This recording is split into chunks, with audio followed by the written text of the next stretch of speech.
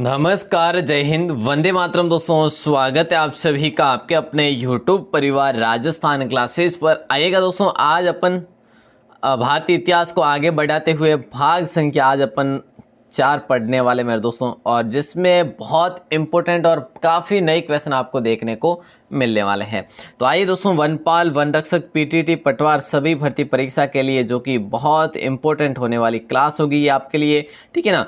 तो आ जाइएगा, मेरे साथ जुड़ जाइएगा। जीके का खजाना डेली सुबह 9 बजे लाइव आना भूल न जाना। और कल आपसे मैंने एक लास्ट क्वेश्चन किया था जिसका आंसर आपको देना चाहिए था बाहर आके कमेंट सेक्शन में, और बिल्कुल काफ़ी भाई बहनों ने जो दिया भी था। तो क्वेश्चन ये था, कुषाण काल में भारतीय और ग्रीक शैली के मिश्रण से विकसित कला जो विद्यालय को किस नाम से जाना गया था। दोनों जो मिश्रित कलाएं थी, इन दोनों को मिलाकर जो एक कला कहलाई, विद्यालय कला को क्या नाम दिया गया? तो दोस्तों गांधार कला नाम दिया था। सी ऑप्शन जिस भी भाई बहन ने बताया था उनका राइट था। बहुत बढ़िया, अच्छी बात है कि जानकारी आपकी बेहतरीन थी। तो आइएगा दोस्तों, आज की क्लास को स्टार्ट करते हैं बिना टाइम वेस्ट किए। ये तो आपका था कल का क्वेश्चन, ठीक है।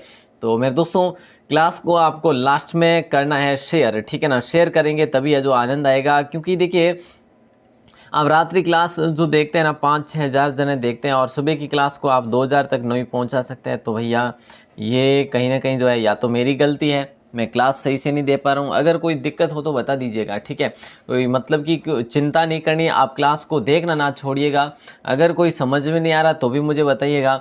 आई थिंक ये क्वेश्चन जो मैंने बताए हैं दोस्तों, इतिहास के क्वेश्चन पर इतने रुचि नहीं लेते, पता नहीं क्यों। अगर मैं दोस्तों आपसे कह लूँ कि भाई इतिहास नहीं पढ़ेंगे तो आप पढ़ेंगे क्या, बता दीजिएगा। मैं आपको भूगोल करवा चुका हूँ, मैं आपको भूगोल के सारे टॉपिक करवा चुका हूँ। ज़्यादा जो क्वेश्चन भूगोल से पूछे जाते हैं, उसके बाद नंबर आता है इतिहास का।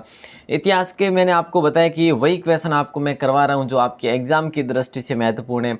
अभी तक अपने 80 क्वेश्चन पढ़े ना, जिसमें 3 से 4 टॉपिक कंप्लीट हो गए अपने, बोलिए हो गए हैं मेरे दोस्तों। इस प्रकार से पढ़ रहे हैं तो फिर आपको ज़्यादा मैं मैटर भी मतलब कि ज़्यादा जहाँ तक बात करें ना कन्फ्यूजन वाला, वहाँ पे आपको लेके भी नहीं जा रहा। तो दोस्तों क्लास को अच्छे से देखिएगा। अगर कुछ सक्सेस पाना चाहते तो कुछ खोना भी पड़ेगा, ठीक है। समय तो लगेगा साहब। चलिए आ जाइएगा, जो भी पढ़ने वाले भाई बहन हैं उन सभी को मेरी तरफ से बहुत सारा सैल्यूट। और आज का पहला प्रश्न 82 नंबर आपकी स्क्रीन पे ज़रा ध्यान देना।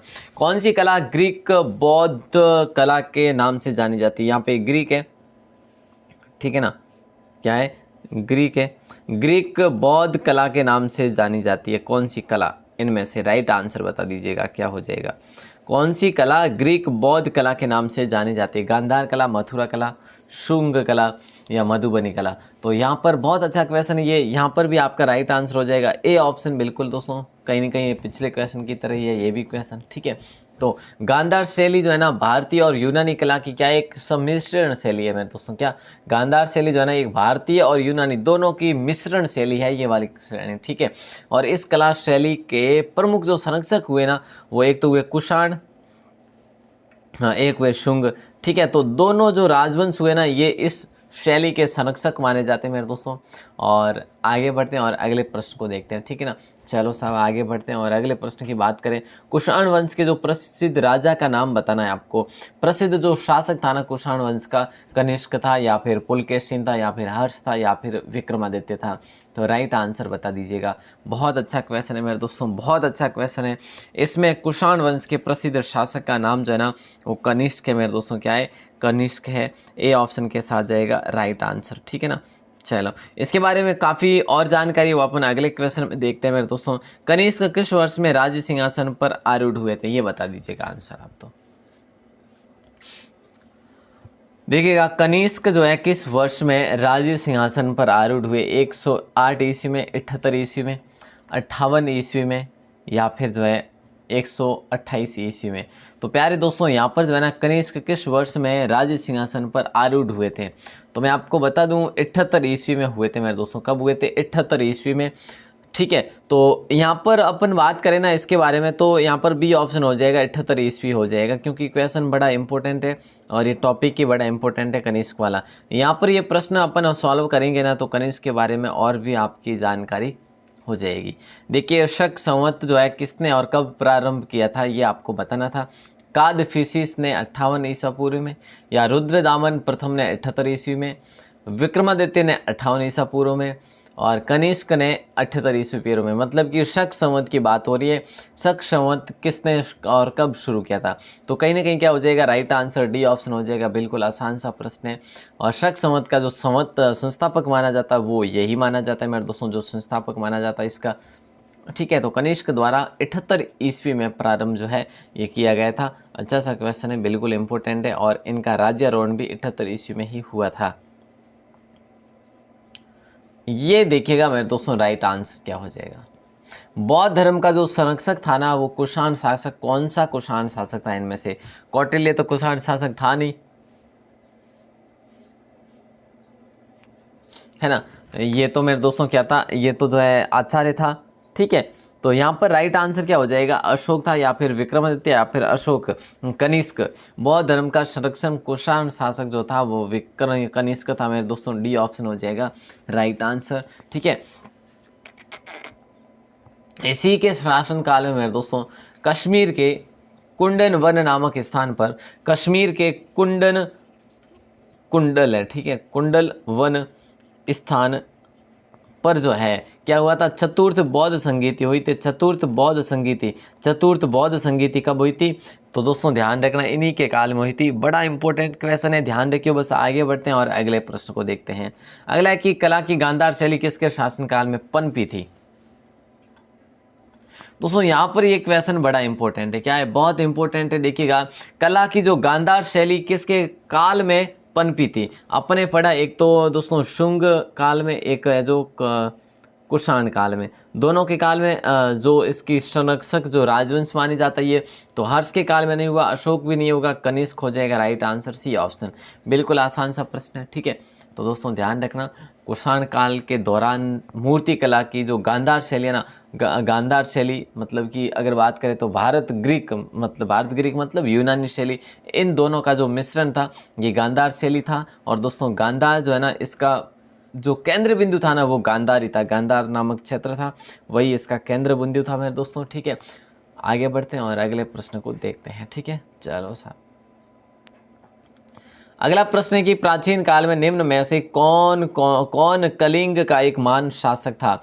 प्राचीन काल में निम्न में से कौन जो है कलिंग का एक महान शासक था? तो दोस्तों देखिए, कलिंग की बात कर रहे हैं तो कलिंग का जो महान शासक था ना वो कौन था? अजात शत्रु था, या फिर बिंदुसार था, या फिर खारवेल था, या फिर मयूर शर्मन था? तो राइट आंसर आप सबका हो जाएगा अजात शत्रु नहीं था, खारवेल का। दोस्तों खारवेल हो जाएगा। प्राचीन काल में निम्न में से कलिंग का पूछा है ना तो कलिंग का खारवेल हो जाएगा, ये बाकी ये नहीं होंगे।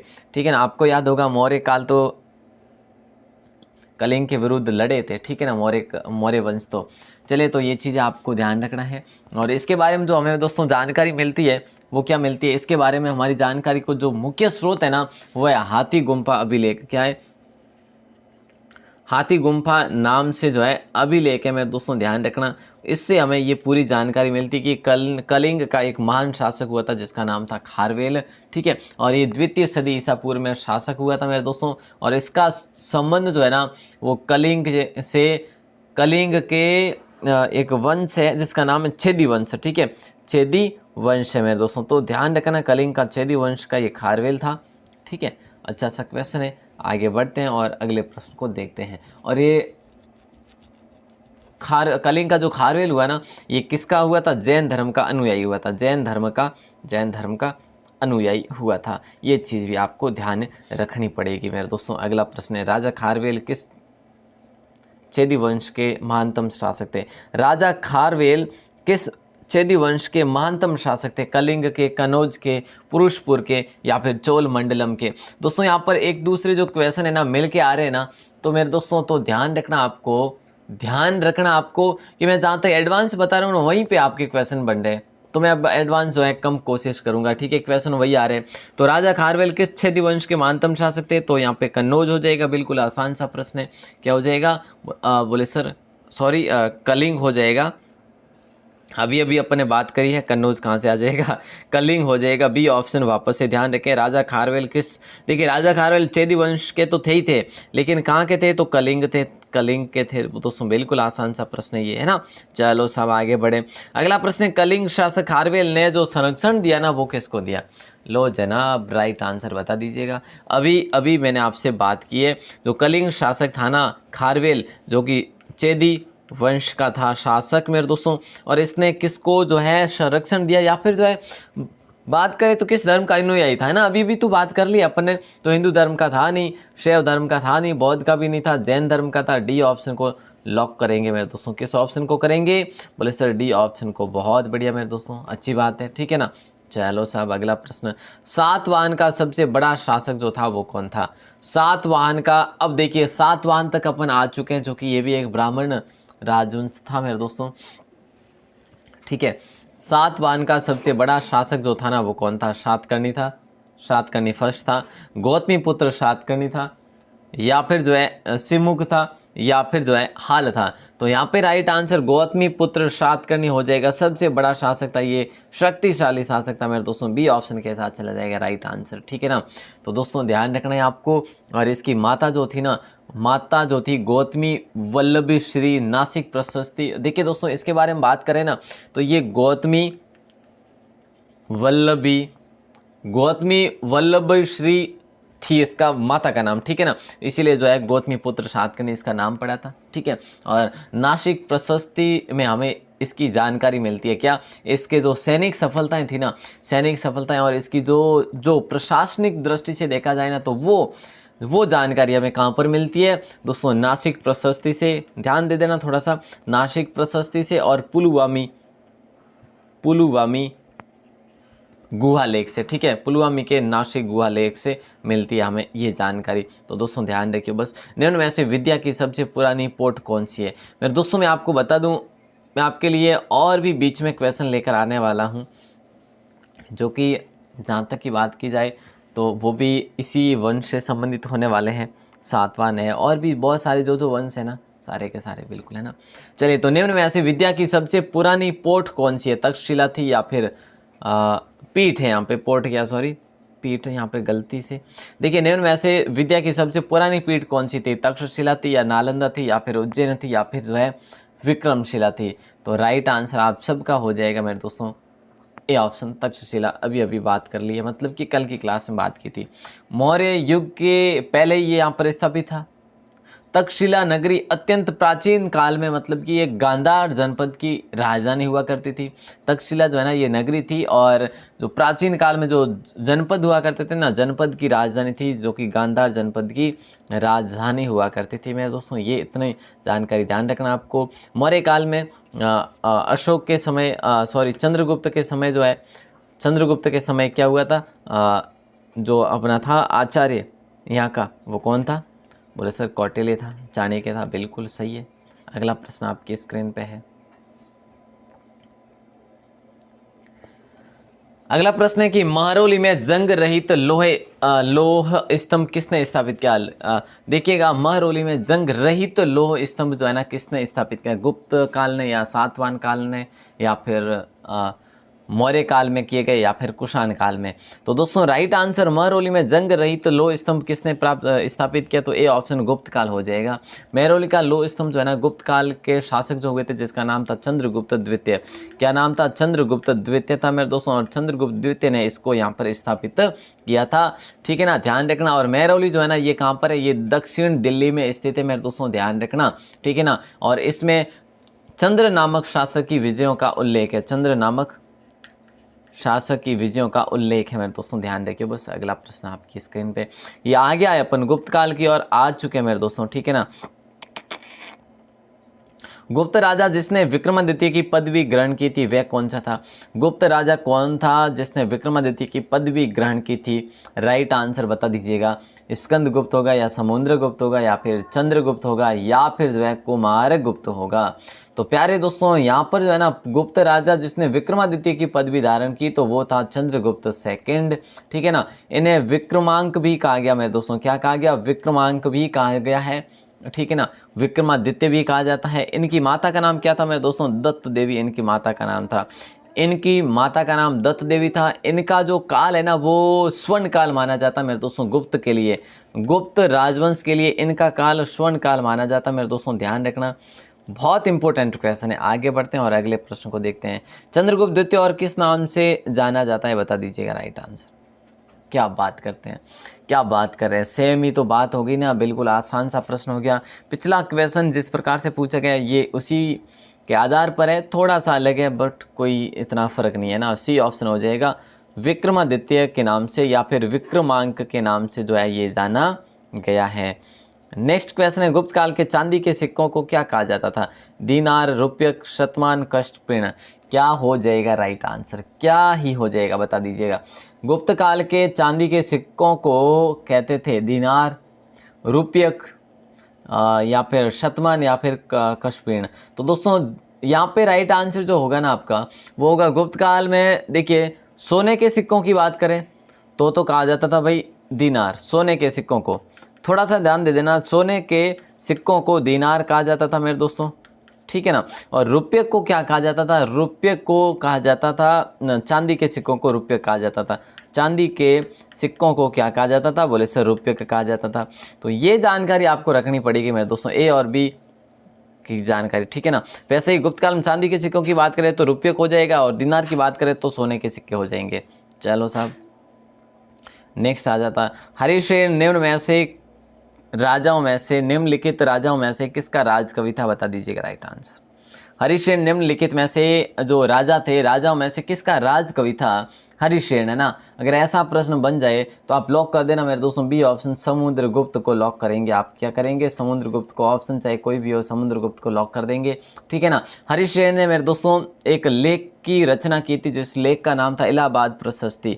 इलाहाबाद प्रशस्ति की रचना किसने की थी मेरे दोस्तों, इलाहाबाद प्रशस्ति की रचना बोले सर ये की थी सर हरिशेन ने, बिल्कुल हरिशेन ने की थी। ध्यान रखना ये समुद्रगुप्त का क्या था, ये राजकवि था मेरे दोस्तों। और आगे बढ़ते हैं, ठीक है ना। और इस समुद्रगुप्त को क्या कहा जाता है, भारत का नेपोलियन कहा जाता है ना।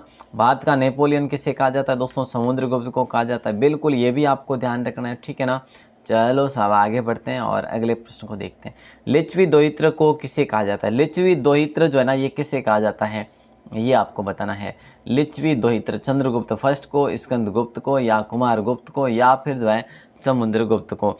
तो दोस्तों गुप्त काल और मौर्य काल और गुप्त काल, ठीक है ना। मौर्य और गुप्त यहाँ से क्वेश्चन जरूर बनेगा। और आपने मौर्य तो परसों की कल की क्लास में पढ़ लिए, आज लगभग जो है ना गुप्तों के क्वेश्चन होने जा रहे हैं ना। तो लिच्छवी दोहित्र किसे कहते हैं, चंद्रगुप्त सेकंड को, स्कंदगुप्त को, कुमार गुप्त को, या समुद्रगुप्त को। राइट आंसर जाएगा आपका सी, डी ऑप्शन के साथ समुद्रगुप्त को, ठीक है ना। दोस्तों ये जो लिच्छवी दोहित्र कहा गया है ना, ये हम क्यों कहते हैं, हमें कहाँ से जानकारी प्राप्त होती है, तो दोस्तों ध्यान रखना ये हमें कहाँ से होती है, प्रयाग अभिलेख से ये जानकारी प्राप्त होती है। कौन से अभिलेख से, प्रयाग अभिलेख से ये जानकारी हमें प्राप्त होती है, ध्यान रखना आपको, ठीक है ना।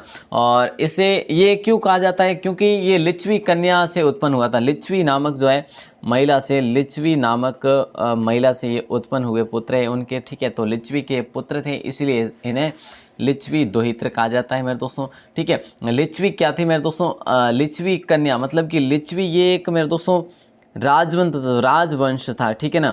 तो राजवंश था और ये लिच्छवियों की कन्या थी, ठीक है, इसलिए इसे लिच्छवी दोहित्र कहा गया है, ठीक है ना। जबकि समुद्रगुप्त की माता की नाम की बात करें तो कुमार देवी इनकी माता का नाम था, माता का नाम ये लिच्छवी कुमार देवी इनकी माता का नाम था। थोड़ा सा ध्यान दे देना, लिच्छवी एक राजवंश था और इन राजवंश की कन्या थी कुमार देवी, कुमार देवी से उत्पन्न पुत्र समुद्रगुप्त होते हैं, ठीक है। और इसीलिए इसे लिच्छवी दोहित्र कहा जाता है मेरे दोस्तों, ध्यान रखना। बस अब तो आप समझ ही गए होंगे। नंबर 99 क्वेश्चन आपकी स्क्रीन पे। दोस्तों एक चीज़ यहाँ पर क्लियर करवा दूँ, अगर आप ध्यान से पढ़ते हैं ना इस इतिहास को देखिए, ये बस गुप्त काल तक आ गए, अब आगे क्या आएगा, राष्ट्रीय आंदोलन आएगा, है ना। तो मैं आपको बता दूं संविधान तक आपके लिए मैं 1000 क्वेश्चन करवा सकता हूं। कितने, 1000 क्वेश्चन मैं आपको करवा सकता हूं अगर आप धैर्य और संयम रखते हैं तो। नहीं तो भाई साहब बहुत मुश्किल है, नहीं करवा पाऊंगा, है ना। अगर इस प्रकार से रहा दोस्तों पिछले 2 दिन से सपोर्ट तो फिर बहुत मुश्किल है, क्योंकि शेयरिंग नहीं हो रही कहीं ना कहीं क्लास, और कंप्लीट भी नहीं देखते काफ़ी लोग। तो कंप्लीट नहीं देखेंगे तब तक मेरा हौसला नहीं बढ़ेगा साहब कि मैं आपकी क्लास लूँ, है ना। तो ध्यान रहे। बाकी तो जो है साहब देखिए, आपको इतना टॉपिक वाइज जो है कहीं नहीं मिलेगा इतना मैटर, वो भी निःशुल्क। बाकी हरी इच्छा है ना। चलो 99 नंबर में क्या पूछा जा रहा है कि रोमन साम्राज्य के साथ भारत का व्यापार रोम पर किसके द्वारा आक्रमण के साथ समाप्त हो गया? बता दीजिएगा राइट आंसर। रोमन साम्राज्य के साथ भारत का व्यापार रोम पर किसके द्वारा आक्रमण के साथ समाप्त हो गया? अरबों के द्वारा, हंगेरियाइयों के द्वारा, या फिर हूणों के द्वारा, या तुर्कों के द्वारा? बहुत अच्छा क्वेश्चन है मेरे दोस्तों। जो भी भैया बहने सी ऑप्शन बता रहे हैं उन सभी का राइट आंसर हो जाएगा हूणों के द्वारा। ठीक है, रोमन साम्राज्य के साथ भारत का व्यापार रोम पर हूणों द्वारा आक्रमण के साथ समाप्त हो गया था। तो सी ऑप्शन को लॉक कर देंगे यहाँ पर। बहुत अच्छा क्वेश्चन था। अगला आता है 100 नंबर क्वेश्चन। दोस्तों मैं आपको बता चुका हूँ, अगर सहयोग और विश्वास और धैर्य रहा ना तो अपन इतिहास के 1000 क्वेश्चन पढ़ेंगे। मैं आपको अभी भी बता रहा हूँ, ठीक है ना। 1000 क्वेश्चन 100 तक अपन पहुँचे हैं, तो ज़रूर पहुँचेंगे अगर कुछ धैर्य बनाए रखा तो, है ना। चलो, तो निम्न में से किसके सिक्के जो है संगीत के प्रति उनका प्रेम दर्शाते हैं? बता दीजिएगा। संगीत के प्रति उनका जो लगाव था वो कौन से सिक्कों में हमें मिलता है? मतलब ये मौर्यों या नंदों के, या फिर गुप्तों के, या फिर जो है चोलों के? तो राइट आंसर यहाँ पर होगा गुप्तों के मेरे दोस्तों। क्या हो जाएगा? गुप्तों के। सी ऑप्शन को आप सब क्या करेंगे? बोले सर हम तो करेंगे लॉक। बिल्कुल कर लियो, है ना। समुद्रगुप्त के कुछ सिक्कों पर उन्हें जो है ना वीणा वादन करते हुए दिखाया गया है। समुद्रगुप्त के मेरे दोस्तों, किसको? समुद्रगुप्त के सिक्कों पर क्या उन्हीं को वीणा वादन करवाते हुए दिखाया गया, है ना। और आगे बढ़ते हैं और अगले प्रश्न को देखते हैं। और बाकी में भी काफ़ी में शिलालेख वगैरह में मिलता है हमें। तो प्यारे दोस्तों ये संगीत के प्रति काफ़ी लगाव रखा करते थे। 101 नंबर क्वेश्चन आपकी स्क्रीन पे है, जरा ध्यान देना। निम्नलिखित में से किसको अपनी विजयों के कारण भारत का नेपोलियन कहा जाता है? भारत का नेपोलियन कहा जाता है मेरे दोस्तों स्कंदगुप्त को, या चंद्रगुप्त को, या फिर ब्रह्मगुप्त को, या फिर समुद्रगुप्त को? निम्न में से किसको अपनी विजयों के कारण भारत का नेपोलियन कहा जाता है? दोस्तों ये क्वेश्चन बहुत इंपॉर्टेंट है, मैंने आपको अभी अभी बता भी दिया है। एडवांस की बात करें तो, ठीक है ना। तो बिल्कुल आसान है भाई, आसान है। और समुद्रगुप्त को कहा जाता है मेरे दोस्तों। डी ऑप्शन को यहाँ पे लॉक करेंगे। समुद्रगुप्त का जो शासन काल रहा था 350 से 375 ईस्वी तक रहा था मेरे दोस्तों। ये चीज़ भी आपको ध्यान होना चाहिए। इन्होंने कई युद्धों का सामना किया, ठीक है, परंतु किसी भी युद्ध में पराजय का सामना नहीं करना पड़ा था इसको, ठीक है। इसी कारण इसे इतिहासकार किसने कहा था? विसेंट स्मिथ ने इसे भारत का नेपोलियन का। अब आपको आज तक यही पता था कि भारत का नेपोलियन इसे कहा जाता था समुद्रगुप्त को, जबकि किसने कहा था? तो दोस्तों विसेंट स्मिथ ने सबसे पहले कहा था। ये चीज़ आपको ध्यान रखनी पड़ेगी। नेक्स्ट क्वेश्चन है 102 नंबर, जल्दी से जवाब आना चाहिए मेरे दोस्तों। भारतीय नेपोलियन के नाम से आमतौर पर कौन सा हिंदू राजा विख्यात है? तो कोई बात नहीं, यहाँ पे अपन समुद्रगुप्त कर लेंगे बी ऑप्शन के साथ। बिल्कुल आसान सा प्रश्न था, ये कॉपी पेस्ट हो गया, कोई बात नहीं। तो देखिएगा, गुप्त काल में किस धातु के सर्वाधिक सिक्के जारी किए गए? गुप्त काल में किस धातु के सर्वाधिक सिक्के जारी किए गए, ये आपको बताना है। तो सोने के, चांदी के, तांबे के, लोहे के? ये क्वेश्चन शानदार है मेरे दोस्तों। गुप्त काल में किस धातु के सर्वाधिक सिक्के जारी हुए थे? तो राइट आंसर जो होगा वो हो जाएगा ए ऑप्शन, ठीक है, सोने के। दोस्तों प्राचीन भारत के जो गुप्त राजाओं ने सबसे अधिक जो मुद्राएं जारी की ना, वो किसकी की? बोले सर सोने की, या फिर आप कह सकते हो स्वर्ण की मुद्राएं सबसे अधिक जो है जारी की थी मेरे दोस्तों। और इनके अभिलेखों में इस सोने के सिक्कों को दिनार कहा गया, चांदी के सिक्कों को रुपयक कहा गया, ठीक है ना। आगे बढ़े मेरे दोस्तों। और मतलब कि इसके जो अलग प्रकार भी थे, नियंत्रित आकार और भार वाली, और मतलब कि इस प्रकार के अलग अलग जो है ना प्रकार थे कि ये नियंत्रित आकार इसका, ये भार वाली, ये कम भार वाली, ऐसी स्वर्ण मुद्राएं भी हुआ करती थी। 104 नंबर क्वेश्चन आपकी स्क्रीन पे, जरा ध्यान दे देना, थोड़ा सा ध्यान देना।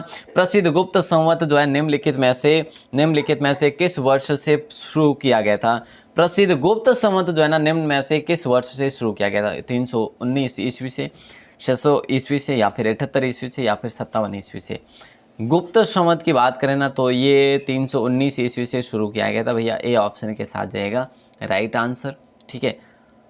और यहीं चंद्रगुप्त फर्स्ट के राज्यारोहण की तिथि भी है। चंद्रगुप्त फर्स्ट के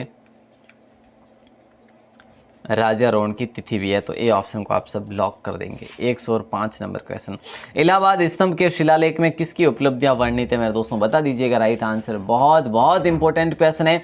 इलाहाबाद स्तंभ के शिलालेख में किसकी उपलब्धियां वर्णित है, हर्ष, समुद्रगुप्त, अशोक, चंद्रगुप्त। मैं दोस्तों बता दूं आपको, भारत के नेपोलियन की उपलब्धियां हैं, भारत के नेपोलियन की। बोले सर भारत के नेपोलियन जो है वो कौन है, तो कौन नहीं जानते, समुद्रगुप्त हो जाएगा राइट आंसर, है ना। क्या हो जाएगा, समुद्रगुप्त हो जाएगा राइट आंसर। और दोस्तों वैसे अगर बात करें ना इसके इन्हीं के बारे में, इसी के बारे में, मतलब इलाहाबाद स्तंभ के बारे में, जो इलाहाबाद का अभिलेख है, शिलालेख है, इसकी रचना किसने की थी, हरिशेन ने की थी। मैंने आपको पहले ही बता चुका हूँ मैं आपको, हरिशेन ने की थी। मेरे दोस्तों ध्यान रखना, ये क्वेश्चन बहुत इंपॉर्टेंट है, ठीक है। समुद्रगुप्त ये क्या थे, एक संधि विग्रहिक थे, मतलब कि राजकवि भी थे। ठीक है भैया, आगे बढ़ते हैं और अगले प्रश्न को देखते हैं। 106 नंबर, जल्दी से आंसर दे दीजिएगा। देखिएगा, इलाहाबाद स्तंभ शिलालेख किसने बनाया था, महासेन ने, वीरसेन ने, विष्णुसेन ने या फिर हरिसेन ने। इलाहाबाद स्तंभ शिलालेख किसने बनाया था, तो हरिसेन ने। जहाँ तक एडवांस बता रहा हूँ, वहाँ पे क्वेश्चन आ रहा है आगे, क्या बात हो जाती है ना, बिल्कुल। चलिए, तो फायान किसके शासनकाल के दौरान भारत आया था मेरे दोस्तों, बता दीजिएगा। 107 नंबर क्वेश्चन है कि फायान किसके दौरान फायान जो है ना किसके शासनकाल के दौरान भारत आया था। ये मेरे दोस्तों कौन था, फायान ने, वैसे बात करें ना 319 से लेकर 414 ईस्वी के बीच में यहाँ का भारत का भ्रमण किया था, ठीक है। 399 से 414 ईस्वी के बीच में, ठीक है। तो यहाँ पर चंद्रगुप्त द्वितीय का शासन था, किसका, चंद्रगुप्त द्वितीय का शासन था उस समय। बिल्कुल आसान सा प्रश्न है, इसको लॉक कर देना। ये प्रतापी राजा हुए थे उत्तर भारत में गुप्त साम्राज्य के, बिल्कुल अच्छा सा क्वेश्चन है। चलो साहब, 108 नंबर, पंचतंत्र की कथाओं का संकलन किसने किया था, बता दीजिएगा राइट आंसर। दोस्तों ये संस्कृत का सबसे बड़ा माना जाता है, ये ग्रंथ संस्कृत का सबसे बड़ा ग्रंथ माना जाता है ये, ठीक है। तो यहाँ पे राइट आंसर क्या हो जाएगा, पंचतंत्र की कथाओं का संकलन किसने किया था, वाल्मीकि ने नहीं किया, वेद व्यास ने नहीं किया, तुलसीदास ने नहीं किया। बोले सर विष्णु शर्मा ने किया। बिल्कुल अच्छा क्वेश्चन, इसको लॉक कर दीजिएगा मेरे दोस्तों, बहुत अच्छा क्वेश्चन है, ठीक है। और अगला प्रश्न, मेघदूत का लेखक कौन है। इतना आसान क्वेश्चन पूछा जा रहा है आपसे, जिसे हम कहते हैं मेरे दोस्तों, जिसे अपन क्या कहते हैं, भारत का शेक्सपियर कहा जाता है, जिसे भारत का शेक्सपियर अपन जिसे कहते हैं। तो भैया गलत आप नहीं बताएंगे, है ना। और जिसका नाम था मेरे दोस्तों कालिदास, बिल्कुल डी ऑप्शन के साथ जाएगा। ये गुप्तकालीन विभूति थे। इनकी प्रसिद्ध और कृतियों की मैं आपसे बात करूं, मेघदूत तो के लेखक तो कालिदास थे ही थे, इनकी और भी कृतियां मेरे दोस्तों, अभिज्ञान शाकुंतलम 1, ऋतुसंहार 2, मालविकाग्निमित्रम 3, कुमार संभवम 4, रघुवंशम 5 और मेघदूत 6, ठीक है ना। तो इतना आपको ध्यान रखना। देखिए एक बार और से बता देता हूँ, एक तो रघुवंशम, एक मेघदूत, एक अभिज्ञान शाकुंतलम, एक मालविकाग्निमित्रम और एक कुमार संभवम, एक ऋतुसंहार, ठीक है ना। तो बिल्कुल मेरे दोस्तों डी ऑप्शन के साथ जाएगा राइट आंसर। लास्ट क्वेश्चन आपकी स्क्रीन पे है, जल्दी से आंसर दे दीजिएगा और फिर आगे बढ़ते हैं। और दोस्तों देखिएगा, निम्न में से वह कौन है जो चिकित्सक नहीं है। सही है ये अच्छा क्वेश्चन है। देखिए सुश्रुत जो है बिल्कुल चिकित्सक है मेरे दोस्तों, चरक भी है और धर्मंत्री भी। ये क्या हुए थे, एक आयुर्वेद के प्रमुख ज्ञाता और चिकित्सक हुए थे। ये तीनों, सुश्रुत और चरक और धर्मंत्री, तीनों आयुर्वेद के प्रमुख ज्ञाता और चिकित्सक हुए थे, ठीक है। तो चारवाक चिकित्सक नहीं थे, बल्कि ये क्या थे, ये एक भौतिक शास्त्री थे। चारवाक बोले सर ये कौन थे, तो ये एक भौतिक शास्त्री थे मेरे दोस्तों, भौतिक शास्त्री थे। अच्छा क्वेश्चन, भौतिक शास्त्री दर्शन के लिए जाने जाते थे। चलो सर, भौतिक दर्शन के लिए जाने जाते थे। तो ये तो आपके हो गए 110 क्वेश्चन। थोड़ा सा आज समय लगा मेरे दोस्तों, 2-3 मिनट ऊपर लगे, बट कोई बात नहीं, धैर्य से पढ़ा अपने। उम्मीद ऐसी करूँगा कि दोस्तों आप ज़्यादा से ज़्यादा शेयर करेंगे क्लासेस को, ताकि मुझे भी लगे कि हाँ बिल्कुल आप सब जो है मेरे साथ है और बिल्कुल जो आपको सहयोग जो है आपका बिल्कुल अनुकरणीय है मेरे दोस्तों। और आज का लास्ट क्वेश्चन जिसका आंसर आपको देना है बाहर आके कमेंट सेक्शन में।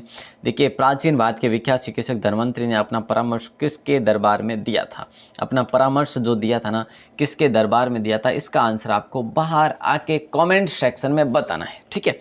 तो 111 नंबर क्वेश्चन का आंसर जो है बाहर आके कमेंट सेक्शन में बताना है।